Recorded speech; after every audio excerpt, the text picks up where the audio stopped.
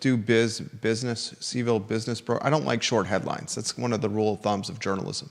Maybe Charlottesville business brokers has cash buyers. That way, we just want the headlines to complete the full deck. All right, we're live on YouTube. Subscribe to our YouTube channel. We're really trying to grow our YouTube presence, guys. Subscribe to our YouTube channel if you could, please. We don't ask anything monetary from you, no Patreon from you, no subscriptions from you, no donations from you. Take a look at the screen for today's headlines. We got the body camera footage in our possession. The body camera footage, which we're going to play on the I Love CVille show. How long is the footage? It's just under 2 minutes, right, Judah? Yeah, it's like 141. Burt Ellis interacting with the UVA police. Did he say it was Friday or Saturday night in that footage? Might have to double check. It was a weekend night. Burt Ellis body camera footage, UVA police body camera footage, Burt Ellis, we're going to play here on the I Love CVille show. Why is this body camera footage significant? Because this body camera footage was leaked to the Washington Post about a week and change ago. It was a Saturday night. It's a Saturday night. Burt Ellis is at the White Spot. Sprints across the street, interacts with police officers who were sitting in their cruisers at the time. And he says, patrol the streets, UVA police officers. We have that body camera footage. We're going to play it on the I Love CVille show. This body camera footage was requested by the Washington Post in an article that was intended to smear the Board of Visitors member at the time, Burt Ellis, before he was fired by Glenn Youngkin. We've been asking the question since Wednesday when Burt Ellis joined us on the program, who leaked the body camera footage? We're going to try to offer some insight into that leaked body camera footage. If you're tied to the Jefferson Council in any capacity, you should watch and listen to today's show. Jefferson Council, watch and listen to today's show. If you're tied to Jim Ryan's president, the office of Jim Ryan at the University of Virginia, you really want to watch and listen to today's show, ladies and gentlemen. The Daily Progress and an article today where Jim Ryan is apologizing to UVA health faculty, health system faculty and staffers. This article, The Daily Progress, references the I Love CVille show, Jerry Miller, in our interview on Wednesday with Burt Ellis.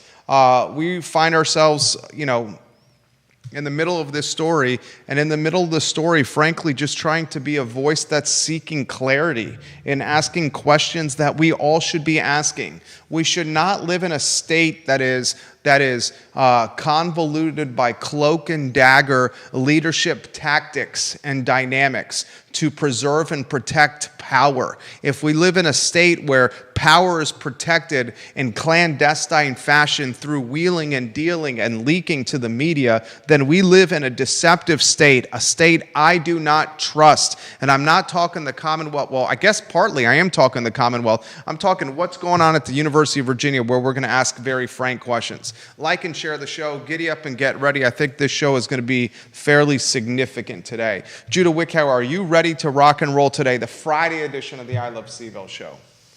I believe I am. Let's get rocking and rolling. Make sure you have that footage ready to go. I'll give you a 3, 2, 1 countdown where we'll show the body camera footage with Burt Ellis interacting with the police on grounds at Thomas Jefferson's University. Subscribe to the show, like the show. You better get on your phone and text somebody or tag somebody and let them know they need to be watching the I Love CVille show right now. Burt Ellis, I hope you're watching today's program. I think, Burt Ellis, you're going to appreciate today's show, sir. Judah Wickower, let's go. Quiet on the set. It's a quiet on the set. It's not very quiet. I'm not a very quiet person. I know. Much to your chagrin. Disappointment or chagrin? If I was quiet, how would this show look like if I was quiet? One of us has to be the bombastic. Bombastic. Can I just make up the word?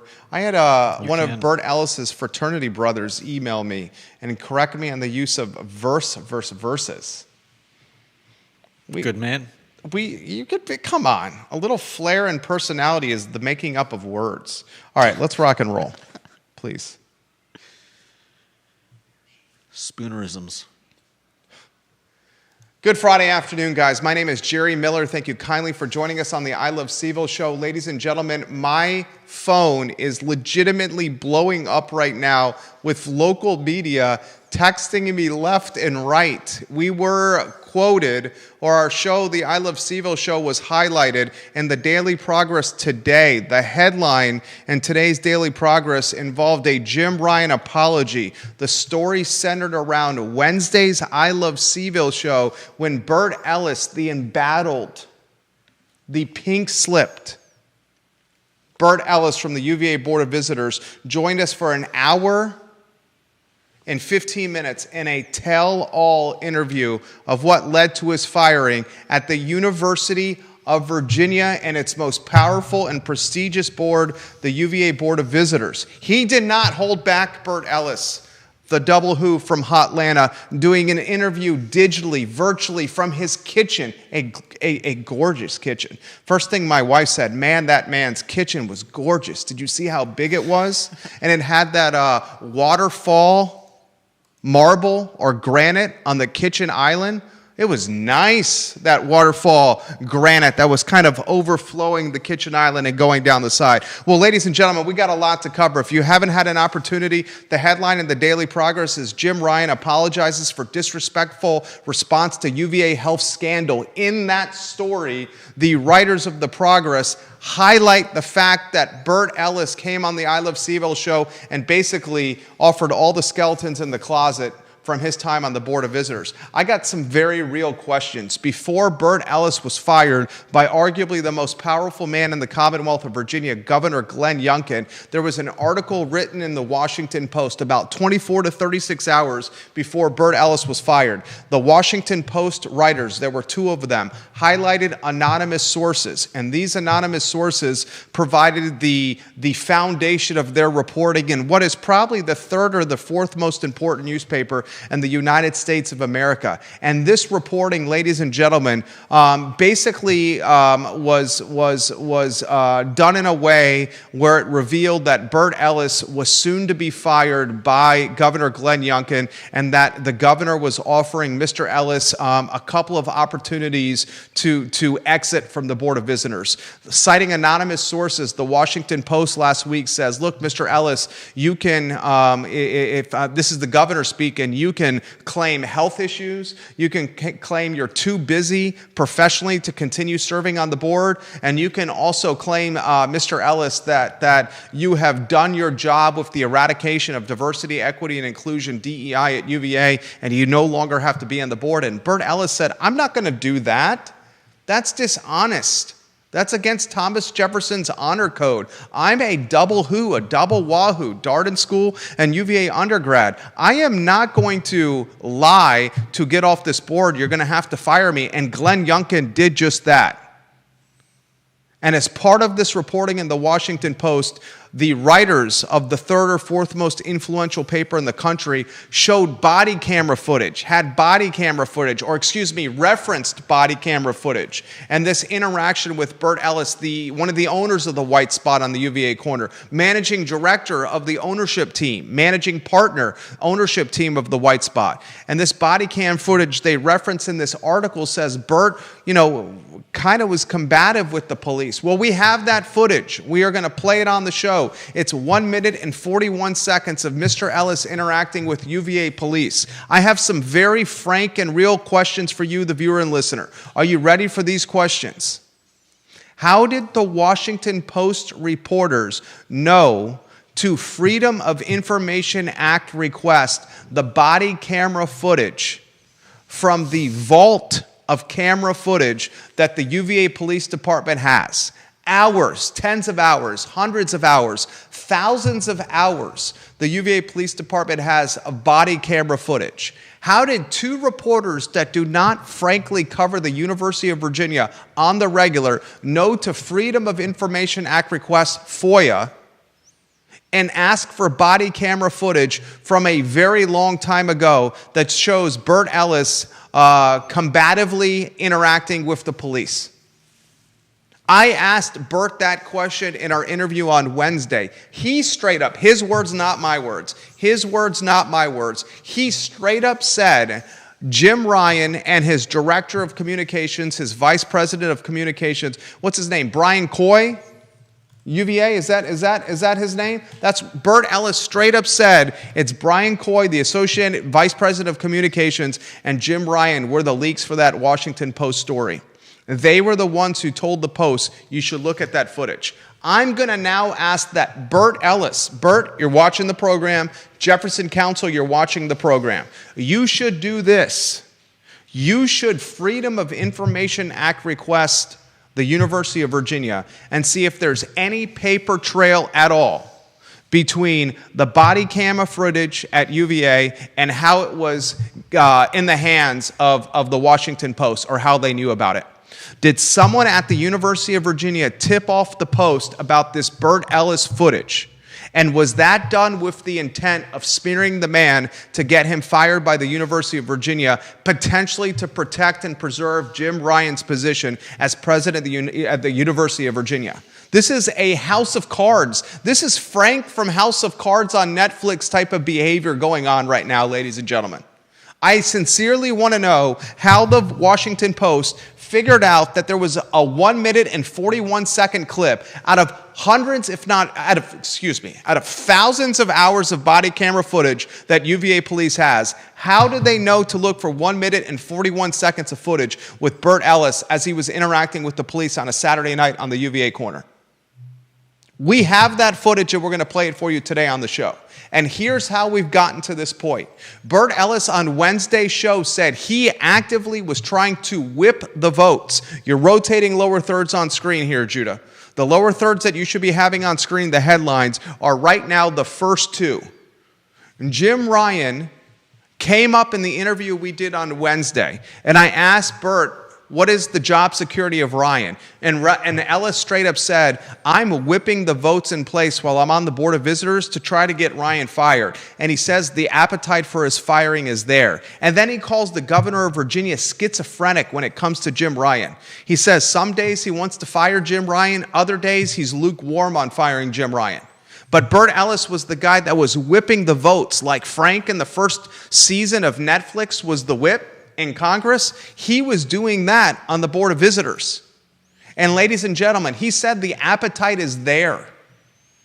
And the question we're all asking is there enough appetite to remove the 7th president of the University of Virginia? Only time will tell. What we do know is Jim Ryan has now issued an apology to UVA Health employees. The president of UVA Health wrote a letter and said, my response last year to UVA Health employees, when they whistleblowed, when they use a whistleblowing letter, the anonymous 128, and said fraudulent billing is happening.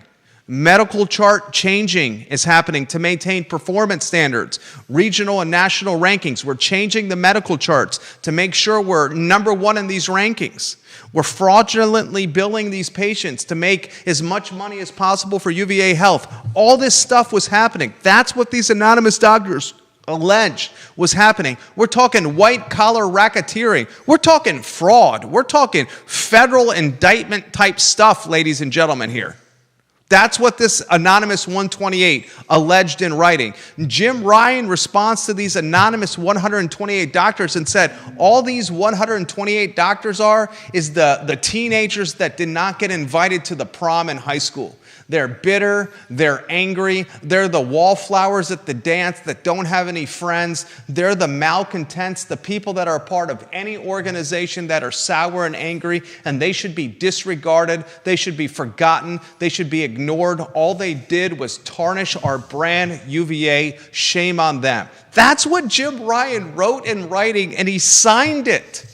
He signed it. He basically lifted his leg and did, you know what, onto these guys, onto these gals. But these guys and gals were not blades of grass like Max the German Shepherd does in the front yard of our house. Instead, they were physicians, trusted physicians that saved people's lives. And boy, oh boy, did that piss off this anonymous 128. And then they dug deeper in the sand and they said Jim Ryan was wrong. And now Jim Ryan is apologizing. He's saying, I should not have done this as a leader. I made a mistake. And I'm going to ask you, the viewer and listener, this question.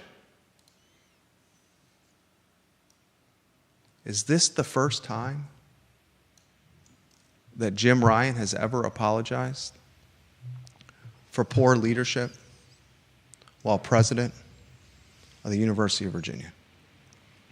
Is this the first time we've ever seen a mea culpa, and I'm sorry, from the president? And is he offering that apology because he knows the seat is very, very hot? And you know what else could make the seat even hotter? If the governor of Virginia, in his final handful of months while in the mansion in Richmond, decides it's time for a change. Or if the Jefferson Council or Burt Ellis himself, Freedom of Information Act, all the emails and correspondence between the police department, the president's office, and the director of communications office. How did the Washington Post know to ask for body camera footage from a long time ago from the UVA Police Department? How did the body camera footage on a Saturday night make its way to the Post? Did the officers mention it to higher-ups in the department? Did higher-ups in the department mention it to middle management at UVA? Did middle management at UVA mention it to upper management and C-suite at UVA? And did C-suite mention it to the top dog at UVA?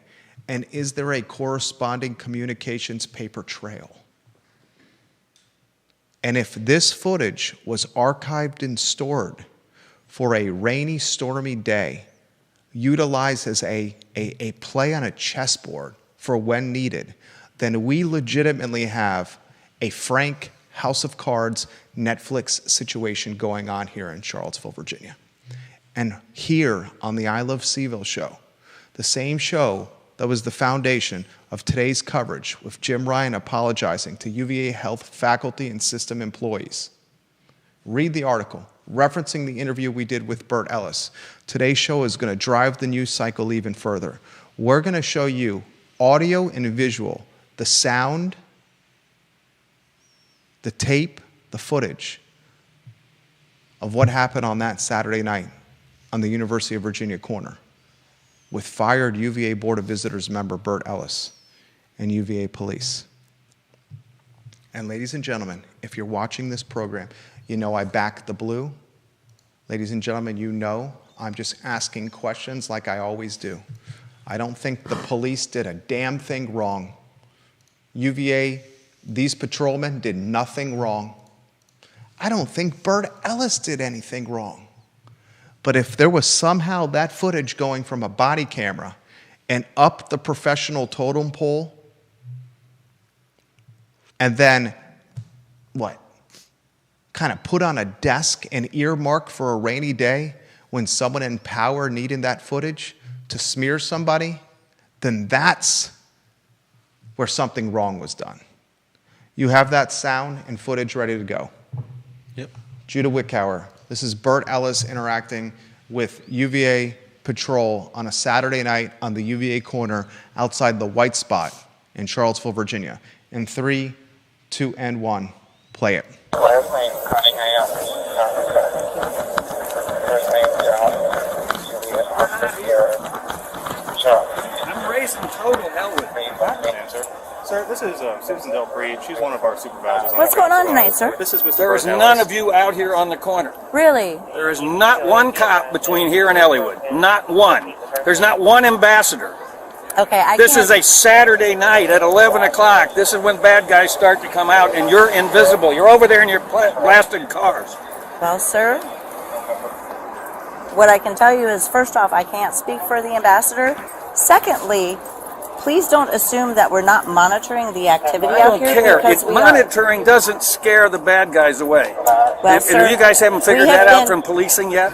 I'm sorry that you don't have a very good impression of us. I have but a we great have impression of you, but you're not doing what you said you were going to do. We have done a lot of good work out here, and we continue to do our good work out here every weekend. There should be somebody standing in Sir. front of Trinity. There should be somebody standing Sir. in front of Elliewood. With all due respect, sir, I've not been unkind to you, okay? Please don't be unkind to me. All it Please takes is one guy, Please. one bad guy with a gun, and this and whole all it place takes closes is down. you distracting us from our work right now. I was because just sitting here looking at you. He came over to me. If you would be so kind as to let me leave your presence now, I'm going to go do my job. I didn't even talk to you guys. I was just looking at you. You know what? You can look at us all day long, but I'm not going to entertain negativity with you, sir, and I'm sorry. I hope your night gets better. Okay, so that's that's 1 minute and 41 seconds of body camera footage with Burt Ellis interacting, ladies and gentlemen, with the UVA Police Department. In that interaction, I first say that the UVA police folks, the UVA police officers were extremely respectful, kept their emotions in check, and did very well in their interactions with Burt Ellis. Okay? When you have somebody come to your patrol car and insist that you get out of your patrol car and start doing your job, some folks would have taken that the wrong way. Those officers handled that situation extremely well. Extremely well. They came over to him, though. Are we two-shotting this? No, not yet. We're going to two-shot? Yeah. Okay, offer a little perspective here. They came over to him. He says in the video that that I was just standing here watching you guys, and this guy came over to me. And then the other cop, the one with the body cam, is the one talking to him at the time of the footage, and he's basically just telling them, look. All it takes is one person with a gun, and this entire corner shuts down. You should have one person here, one person there.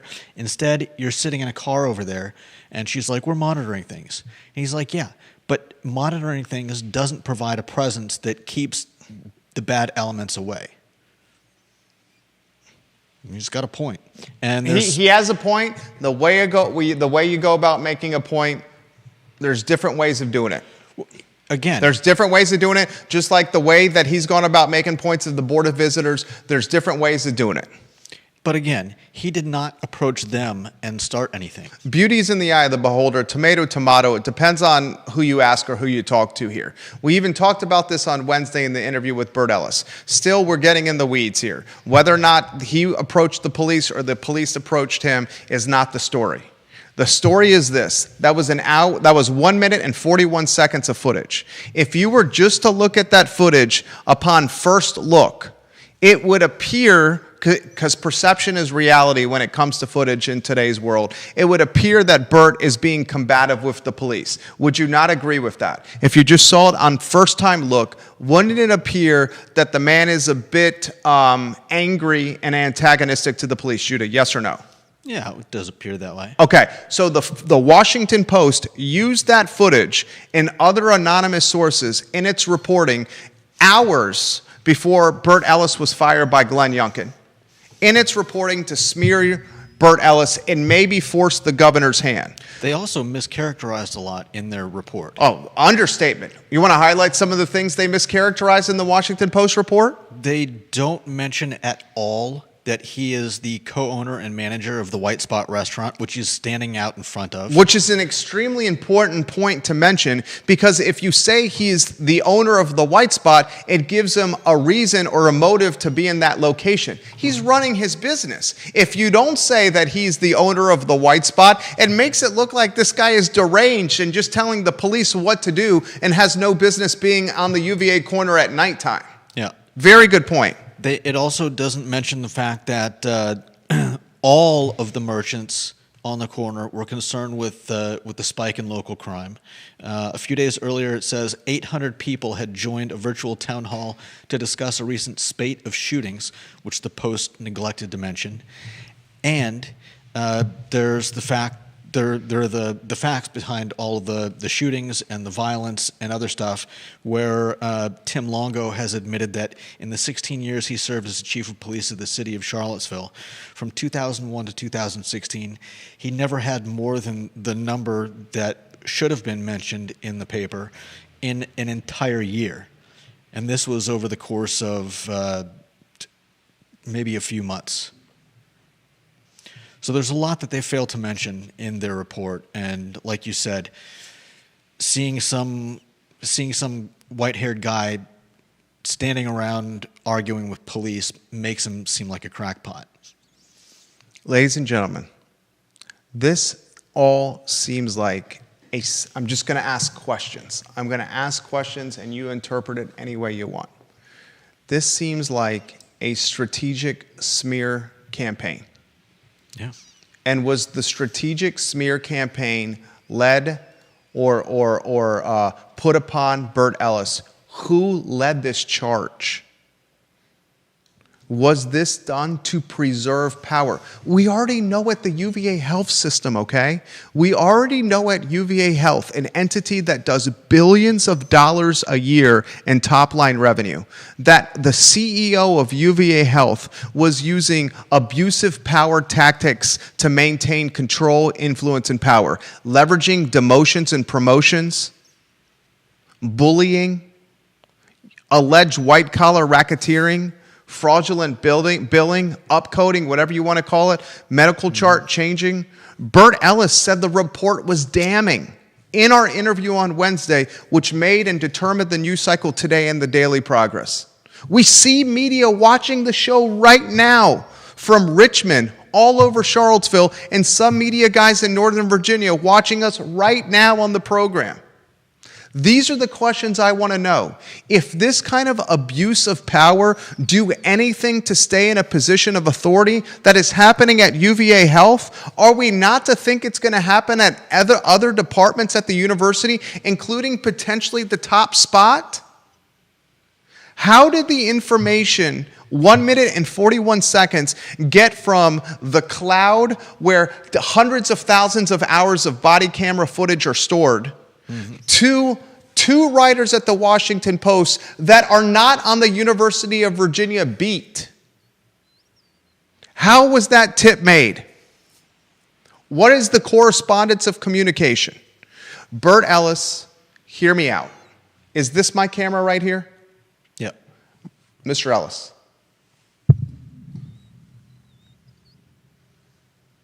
Freedom of Information Act request. All information tied to this body camera footage. FOIA it. Take the results from your FOIA, sir, and publish them online. We deserve to know if body camera footage is being used in a tactic or ploy to maintain power and influence and employment positions that compensate individuals more than $1 million per year in total compensation. We deserve to know. Alumni deserves to know. Students deserve to know. The community deserves to know, sir. FOIA, all aspects tied to this footage.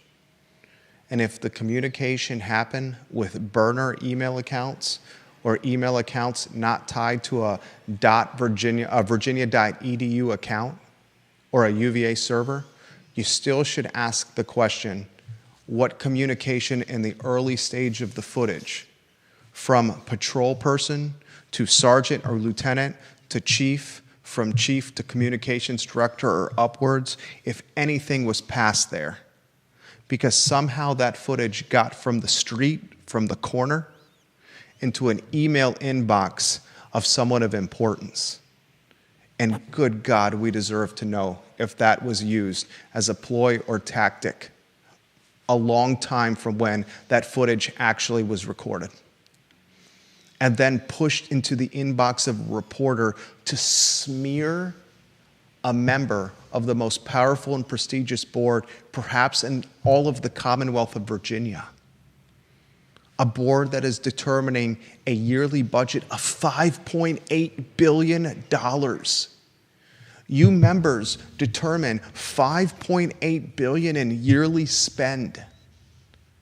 Are we really living in a world in 2025 where body camera footage can go from the cloud amongst hundreds of thousands of other hours of body camera footage in an archive get clipped and cherry-picked and funneled through a communications grapevine to the third or fourth most influential paper in the world, all for smear tactic strategy to try to chop the head off a board member that's dictating the pace and tempo of a $5.8 billion budget and a 10% cut associated with that budget, which is equivalent to $500 million, and the lives and livelihoods of so many positions and professions associated with that $500 million?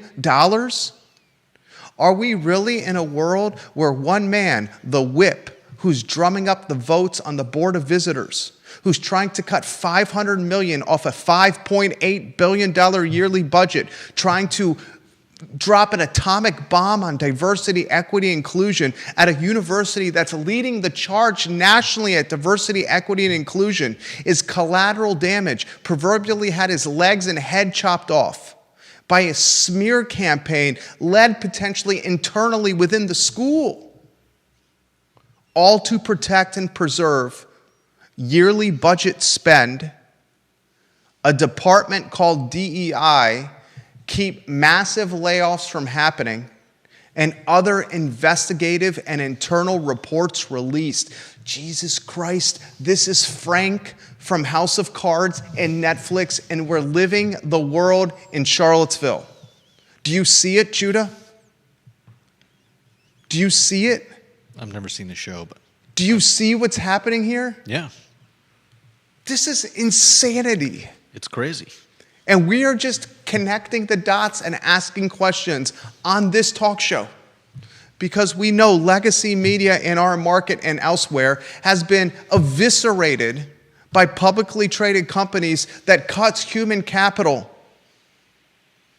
And when human capital gets cut from reporting and media, the truth goes hidden.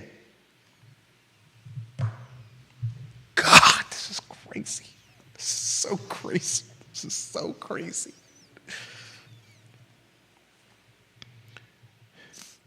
If you were working for an organization and you were the senior position at that organization with a yearly budget of $5.8 billion,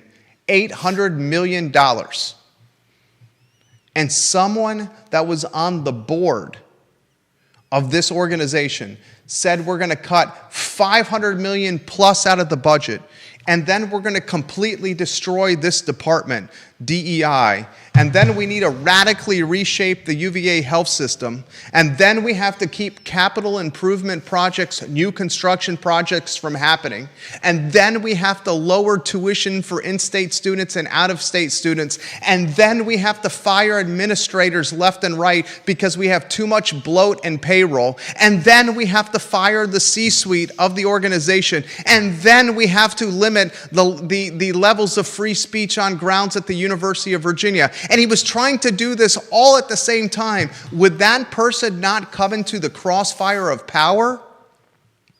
When you put it that way. That's what happened. And he's come into the crossfire of power of some important people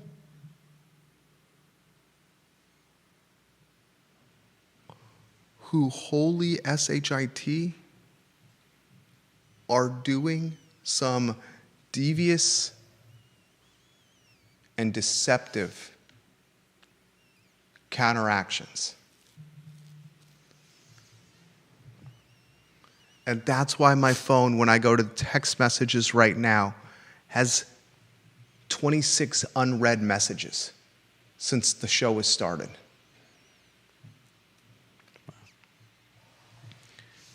FOIA, Bert. FOIA, Jefferson Council. FOIA, Mr. Bacon. Do it today and publish the results for all of us to see. Because we may be looking at a story where UVA health is just the tip of the iceberg. fraudulent billing, medical chart changing, and white-collar racketeering at the revenue driver of a university that spends $5.8 billion per year to operate its institution, those could be the absolute tips of the iceberg here.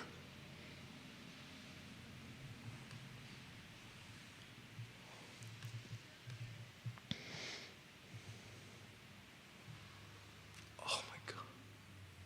And we have a governor's race happening this year. The governor's about to exit the mansion in Richmond. And depending on who you talk to at a national level, he's on the short list for a presidential push. Youngkin. Then you got a hotly contested governor's race going on right now in a bellwether state that's drawing the interest of not just Tom, Dick, and Harry's, not just Sally, Jennifer, and Caroline's, but the wealthiest and most influential donors in the Commonwealth and across the country. Judah, when you go home tonight, you sleep with one eye open and the hammer under your pillow, and make sure you lock the doors. Wow.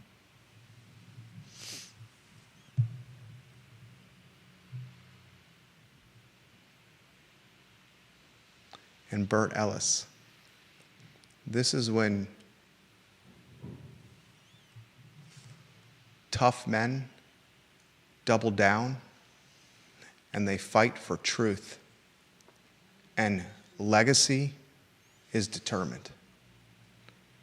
Bert Ellis, this could be your legacy here. This literally could be your legacy here. Let's see what you're made of, Bert. Judah Wickower and Jerry Miller on the I Love CVille show.